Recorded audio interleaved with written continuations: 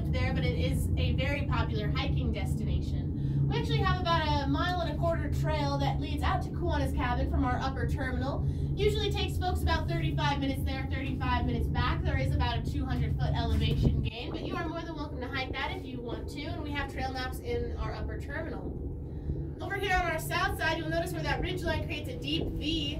Well, if you got really keen eyes, you look about 3/4 of the way up, you might see the slack line that is drawn between those 2 points. Now, the only thing we can't see from our perspective is the big giant net that is underneath it, and I've only ever seen a couple people on that slack line, but that is open to you as well if you feel brave enough.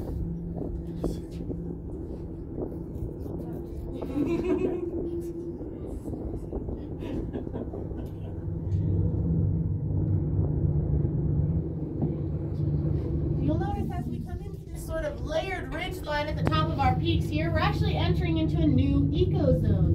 This is known as a Hudsonian ecozone, so like Hudson, Hudsonian. And you'll be able to spot critters like chipmunks, red squirrels, gray squirrels.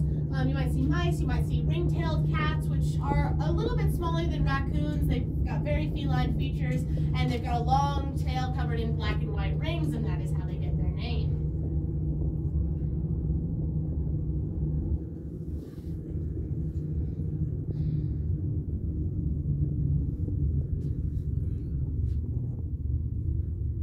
Our slow and steady entrance up to our upper terminal building. Over here to the north, you can begin to see the 10-3 restaurant with all of its beautiful windows. That one is aptly named because it is at an elevation of 10,370 feet. Now from here we can also see our red observation deck, which is also aptly named because it is red and you can observe things from it.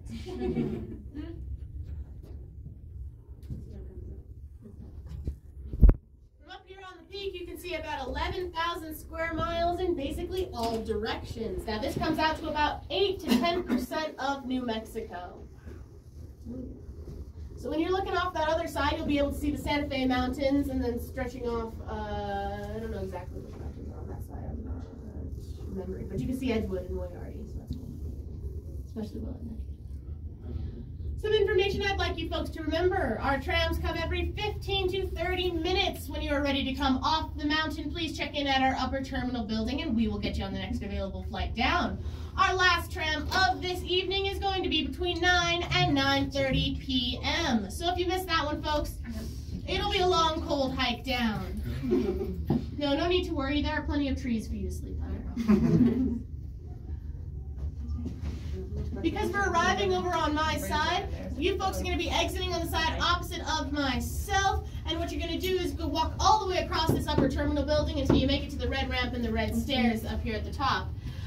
I understand that you want to take your pictures and have a great time, and the view is just so spectacular you can't help yourself, but if you wouldn't mind when you exit just to keep moving forward all the way across the building to the red ramp and the red stairs. This is our loading zone, so we're trying not to get any of our wires crossed, and we'd like to know how many people are on the mountain. We might get a couple of bumps as we come into dock here, nothing too crazy, but I don't want it to catch you off guard. If you look directly ahead of us, you'll see those 2 lime green hoses. Those actually attach down to the bottom of this tram car. You folks are currently standing on an 800-gallon water tank. All of the potable drinking water on top of the mountain is transported by these tram cars.